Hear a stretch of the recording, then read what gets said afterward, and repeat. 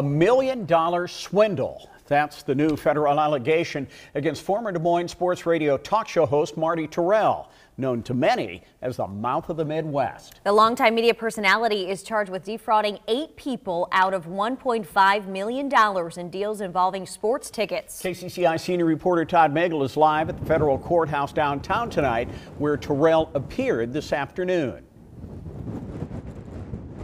Steve and Laura, we've learned in just about the past half hour that Marty Tirrell was here in federal court. He wanted to get out of jail, but the judge said no way. He's staying in jail as a federal prisoner in Polk County, at least until there can be some kind of a center where he can go to get some kind of treatment, and that may be some time. Here's what happened. The federal government said that Tirrell had a scheme where he would basically offer clients that he would sell sports tickets, he would sell them at a profit, and investors who invested in this would share in those profits. Well, now, according to the FBI investigation and the federal government, those folks never got paid, and that's a problem for a lot of his finances that he's dealt with over the last decade.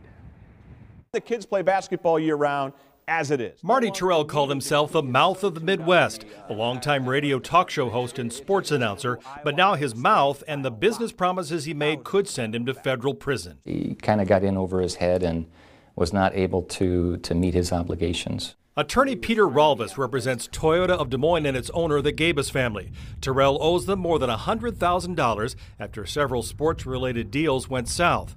Back in 2012, Tirrell promised to bring football star Troy Aikman to the dealership, but Aikman never showed, and the Gabus family sued to get their $80,000 payment to Tirrell returned. Extremely frustrating, extremely costly. A new federal indictment shows the Aikman deal was just one of a number of Tirrell's alleged schemes. Most involved buying sports tickets for wealthy clients and promising to share the profits after reselling them. An FBI investigation shows that never happened, and Tirrell's partners lost $1.5 million. On behalf of creditors, there's certainly a lot of people that haven't been paid and maybe will not be paid.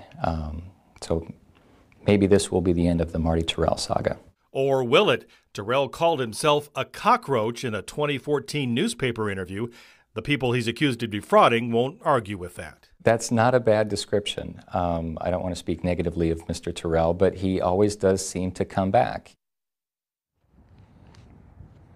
By the way, we talked to many of Tirrell's former friends and clients. Many did not want to appear on camera because they were so embarrassed by how much money they have lost with him over the years. We also were trying to contact Tirrell's federally appointed attorney to